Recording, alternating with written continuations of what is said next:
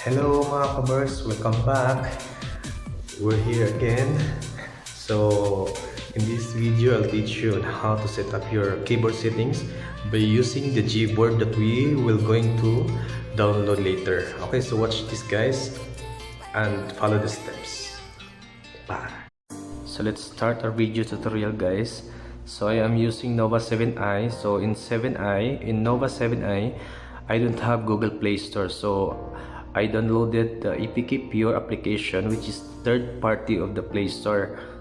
So lahat dito, nandito lahat ng mga application na gusto mo rin. So open mo lang to, yung APK Pure mo or yung Google Play Store mo. Open mo lang, click and then open.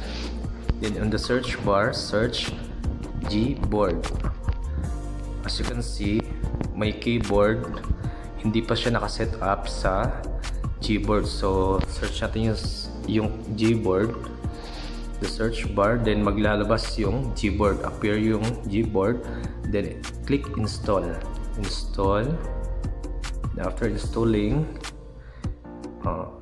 this application is safe and secured to download. So install natin.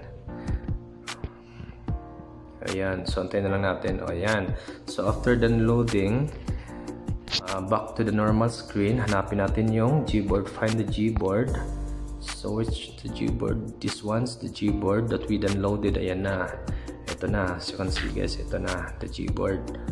And then click the Gboard, open it, enable in settings, click, and then Gboard multilingual typing, and then click this portion, then click OK, and then the step 2, select input method, click that one, then choose this Gboard, click, and then done. Tapos palitan nyo yung preference nyo, number row, then disable this one, enable the number row, and then the haptic feedback on key press, make sure naka-disable to kung ayaw nyong nag-haptic yung keypad nyo, and then pop up on key press, then back, and then themes, choose your desired color like green. So I like green. Then make sure your keyboarders should be enable, then click apply. So ayan na.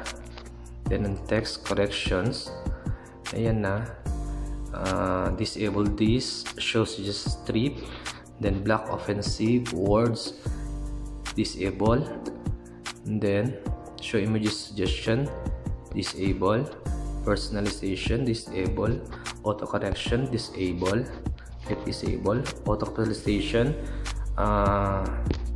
enable, double space, disable, spell check, disable, and then check our enable glide typing, and then disable this one, enable gesture delete, disable, enable gesture cursor control, enable.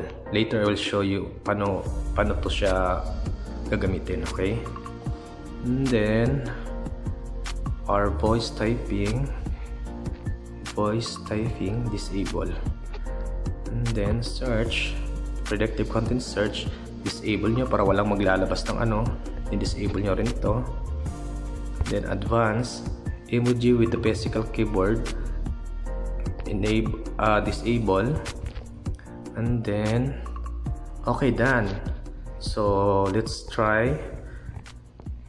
Punta tayo sa like APK Pure, search natin yung Gboard, and let's see how it look like.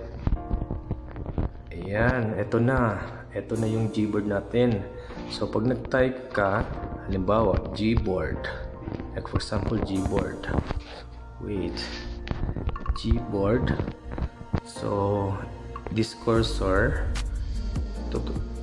yung cursor kanina, cursor controller, yan kung paano nyo gagamitin. Halimbawa ito, yung space bar niya magagamit nyo na hindi nyo na kailangan itatap yung saan kayo nagtatype, dito na mismo sa keyboard niya. Ayan na. So I hope may natutunan kayo guys, and try nyo na. Okay, please do subscribe my YouTube channel, and good luck.